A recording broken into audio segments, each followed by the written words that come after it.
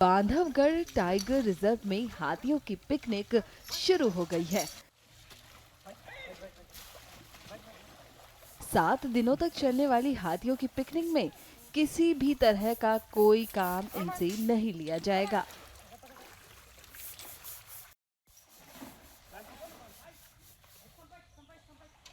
इतना ही नहीं, हाथियों का पसंदीदा भोजन भी उन्हें यहाँ दिया जाएगा। साथ ही पशु चिकित्सकों की टीम हाथियों के स्वास्थ्य की जांच करने के साथ उनके ब्लड सैंपल लेकर लैब भेजेगी, जिससे कि उनके स्वास्थ्य की जांच रिपोर्ट प्रबंधन को मिल सके। हमारे बीच में 15 हाथी हैं जो हमारे कैंपों में वन्य प्राणियों की सुरक्षा, उनकी मॉनिटरिंग, उनकी पेट्रोलिंग में काफ़ी सहयोग करते हैं, जिसमें से 9 नर हाथी हैं और 6 मादा हथनी हैं। और ये रिजुनेशन कैंप हम लोग ऑर्गेनाइज करते हैं ताकि हाथियों को विश्राम मिल सके, उनको अच्छा खाने का मिल सके, उनके स्वास्थ्य का परीक्षण हो सके। साथ ही जो हाथी के साथ लगातार ऐसे चारा कटर और महावत पूरे दिन रात सेवाएं दे रहे हैं, उनको विश्राम मिले, उनको आपस में मिलने जुलने का अवसर मिले, तथा जो हाथी के प्रबंधन में नई नई तकनीक आ रही है उसके विषय में उनको अवगत कराया जा सके। इस कारण से हम लोग ये प्रतिवर्ष आयोजित करते हैं और आज अत्यंत गौरव का विषय है कि आज हम लोगों ने यहाँ पर ऑर्गेनाइज किया है। मैंने 365 दिन में इन 7 दिनों में क्या विशेष रहता है इनके लिए? ये उनके लिए एक विशेष अवसर रहता है जिसमें उनके पसंद का फल फूल हम लोग उनको उपलब्ध कराते हैं, जो कि प्रचुर मात्रा में दिया जाता है। साथ ही उनको विश्राम दिया जाता है और उनके स्वास्थ्य का परीक्षण होता है। सभी हाथियों का ब्लड सैंपल लेने के लिए जबलपुर की टीम आ रही है, जो इनका ब्लड सैंपल ले जाएगी और इनका पूरा एनालिसिस करके बताएगी कि इनको और आगे कैसे प्रबंधित रखना है।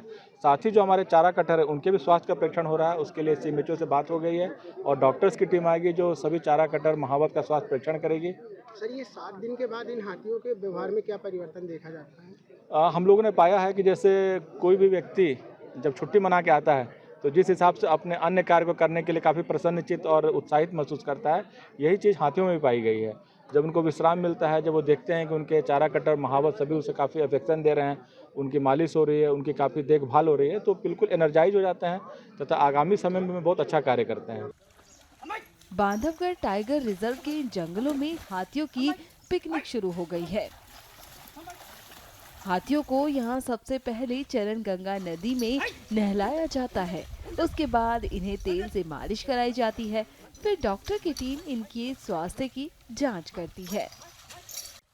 हमारे यहाँ बांधवगढ़ में 15 हाथी हैं और इनको हर वर्ष साल में 1 सप्ताह के लिए हाथी महोत्सव मनाया जाता है। हर अलग अलग कैंपों से एक कैंप में इकट्ठा किया जाता है और इनको नहलाया जाता है और पैर में नीम का तेल, मस्तक में अरंडी का तेल लगाया जाता है, चंदन बंदन से सजाया जाता है इनको।